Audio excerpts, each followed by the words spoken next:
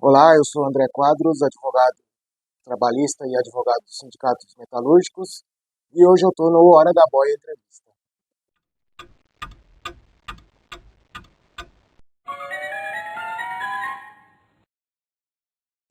Para o pagamento de horas extras, existe uma regra? Para o pagamento das horas extras existem diversas regras, tá? Eu poderia citar o escalonamento do pagamento, ou seja, de acordo com a quantidade de horas você tem adicional, 50, 60, 80 e até 100, 150%. Tá? Existe a regra também de quando você pratica essas horas extras. Então, existem aquelas horas extras que são praticadas durante sua jornada de trabalho normal, ou seja, se você trabalha de segunda a sexta, essas horas extras realizadas dentro do seu período de trabalho têm uma aplicação, elas entram no escalonamento.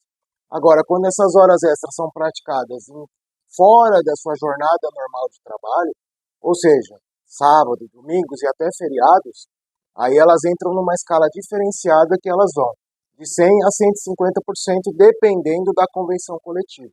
Tá? O trabalhador pode se opor a fazer horas extras? O trabalhador sempre pode se opor a fazer horas extras. Ele não precisa justificar a oposição. Ele simplesmente diz que não tem ânimo de fazer essas horas extras e ele não precisa fazer. Está muito claro no contrato de trabalho de todos a jornada de trabalho, os dias da semana que tem que se trabalhar e as horas. Então, o trabalhador tem que sempre cumprir o seu contrato de trabalho.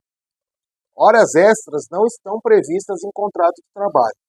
Então, ele pode sim se opor a realizar as horas extras, tanto dentro da jornada normal, quanto aquelas horas extras realizadas em sábados, domingos e feriados. E quando o sistema é em banco de horas, como deve ser o procedimento? Muito bem, banco de horas é uma coisa muito complicada, porque a maioria das empresas insiste em fazer banco de hora de forma individual, né? O banco de horas, só para que fique claro, ele é uma prática que, mesmo sendo individual, acaba sendo para o coletivo de trabalhadores, né? O banco de horas é imprescindível que ele tenha uma negociação, é imprescindível que você discuta. E quando você faz individual, existe muito pouca margem de negociação para esse tipo de acordo, né? O importante do banco de horas e o que a doutrina, os tribunais vêm determinando, é que ele deve ser sempre negativo e positivo, e nunca positivo e negativo. A diferença qual é? Você descansa e depois paga. Não você trabalha e depois descansa.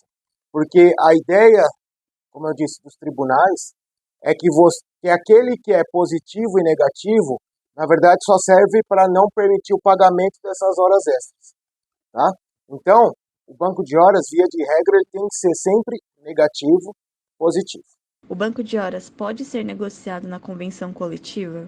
O banco de horas pode ser negociado em convenção coletiva, como eu disse, a negociação coletiva é muito mais benéfica, mas também aquele banco de horas que é negociado em convenção coletiva, muitas vezes ele é muito genérico. Então, aquilo que a gente indica é que sempre a empresa e os trabalhadores discutam ele de forma coletiva para a sua realidade.